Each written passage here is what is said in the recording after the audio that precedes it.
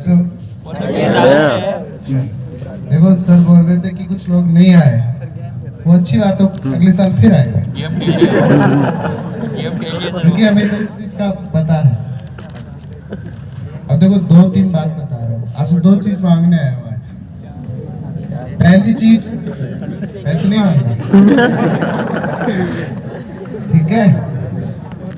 पहली चीज ये है कि आज 17 दिसंबर हो गई, आज से लेकर अब तक नीट की क्लास चलती है ना, उसमें वो जोश रखो जिस दिन वो जोश आप एडमिशन लेने के बाद 2 महीने तक रखे थे।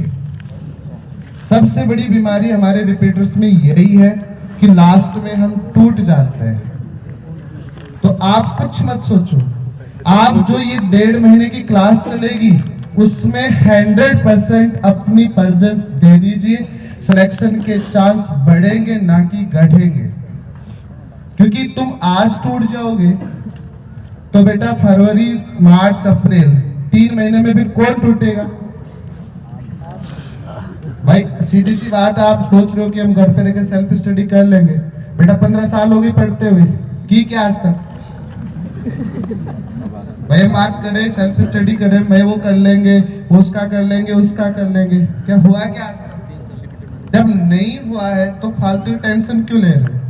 आप बस कसम खा लो कि 1.5 महीने तक जो मैट्रिक्स बोलेगा, मैट्रिक्स का टाइम टेबल बोलेगा, उसके अकॉर्डिंग 100% उसी जोश के साथ हम वो काम करेंगे। आप में एक कीड़ा जगेगा, सर पहले वाला नहीं हो रहा, पहले वाला याद नहीं आ रहा। बेटा किसी का नहीं आ रहा, जो टॉप पर है उसकी भी यही कंडीशन है, जो सोचता है मैं नीट को टॉप करूंगा उसकी भी यही कंडीशन है, लेकिन उसका एक कॉन्फिडेंस है मुझे 3 महीने मिलेंगे उसमें मैं कवर कर लूंगा, उसकी वजह से मैं करंट वाले टॉपिक खराब नहीं करूंगा।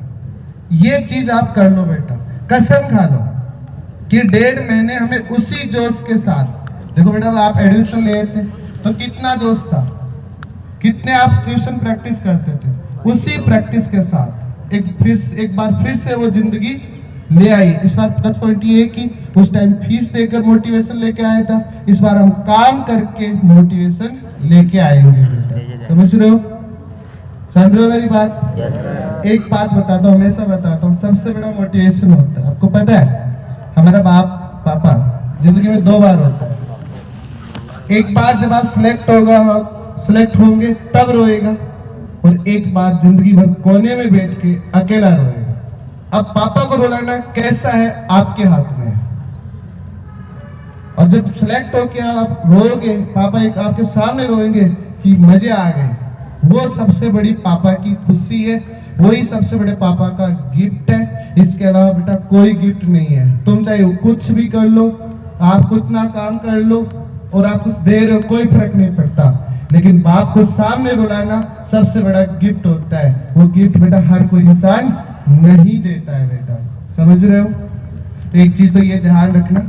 एक चीज और मांग रहा हूं, दोगे? अभी ये इसमें मेरा भी स्वार्थ है, इसमें स्वार्थ है कि मैं मदन सर और मान सर से 15 साल से इनको देख रहा हूं। इनकी एक इच्छा है सिंगल डिजिट रैंक, वो आप दे सकते हो, बस वो दे दो बेटा। 100 रैंक लाके आप टीचर्स को नचा रहे हो, कोई मजा नहीं। सिंगल डिजिट रैंक देके मदन सर को डांस कराए ना, उससे बड़ी हमारी गुरुदक्षिणा नहीं है।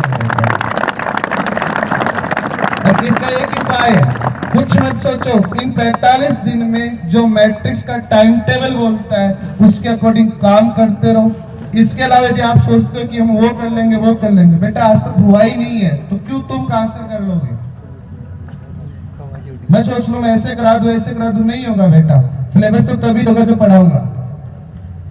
तो उसी सिस्टमेटिक से आप काम करते रहो।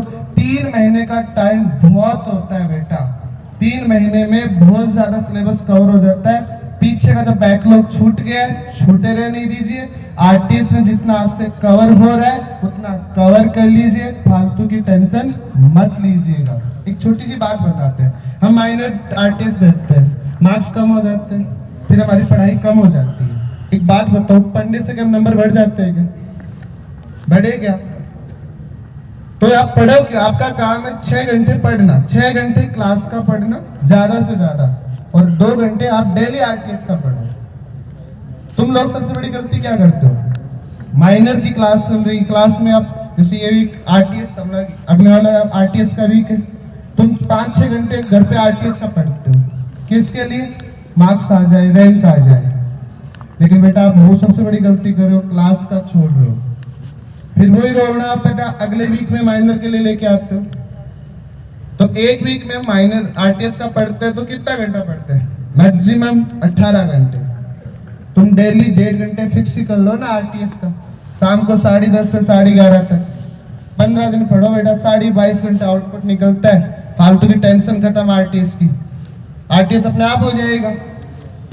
यदि आप आरटीएस के वीक में माइनर का बेटा क्लास छोड़ते हो, जैसे देखता हूँ शनिवार की क्लास छोड़ दो तो आरटीएस के लिए, तो आरटीएस को नीट का पेपर थोड़ी है। आप फिक्स कर लो ना आरटीएस का, भाई रात को 10 से 11:30 कोई काम तो नहीं होता है ना, वो एक ऐसा टाइम है जिसमें आपका कोई बहाना नहीं चलेगा। तो 1.5 घंटा आप डेली पढ़ो आरटीएस का। सिलेबस आपको पता है, वो 22.5 घंटे पढ़ोगे, आपका माइनर वाली क्लास जो रूटीन क्लास चल रही है वो डिस्टर्ब नहीं होगी बेटा। देखो बात तो यही है, प्रैक्टिकली आपको काम करना पड़ेगा। कुछ मत सोचो, वो जोश और जुनून फिर से ले आओ मात्र 45 दिन के लिए। कुछ मत सोचो मेरा नहीं होगा, अरे ज्यादा ज्यादा क्या होंगे, फेल हो जाएंगे, वो तो लास्ट ईयर भी हुए थे, ज्यादा ज्यादा यही तो हुआ था। लेकिन लास्ट ईयर फेल हुए थे हमारी वजह से, हमने छोड़ दी थी, हिम्मत हार दी थी। बेटा हिम्मत नहीं हारनी है।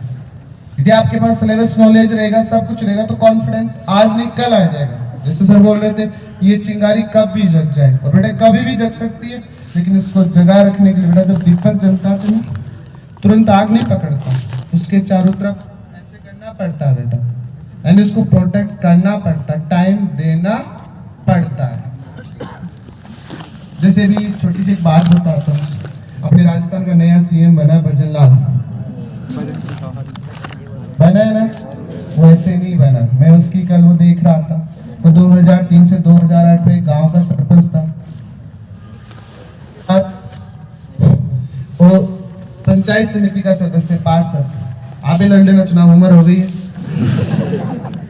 वो उसका, लेकिन वो बंदा आरएसएस का आदमी था। अब देखो मैं उसके बारे में नहीं बता रहा हूँ, उसकी पॉलिसी के प्रति बहुत अडिक्ट था।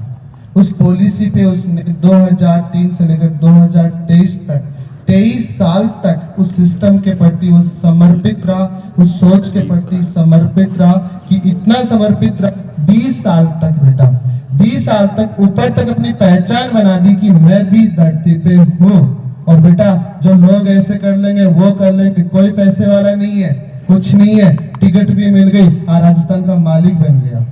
तो यही चीज बता रहा हूँ, आपका काम है पढ़ाई करना, बस उसी को सिस्टमेटिक फॉलो करते रहो, सोचने से कुछ नहीं होता बेटा। इसी चीज का ध्यान रखिएगा कि उस इंसान ने 20 साल तक एक सिस्टम कैसा भी हो, आरएसएस का कैसा भी बात है, लेकिन उस सिस्टम के प्रति वफादार रहा, स्ट्रॉन्ग रहा, उसकी पॉलिसी को फॉलो करता रहा, और अपनी लास्ट तक जो भी मेन लोग हैं उन तक अपनी पहचान बना दी। तो आपका काम है 4 महीने तक लास्ट तक उम्मीद मत छोड़ना, पढ़ाई मत छोड़ना।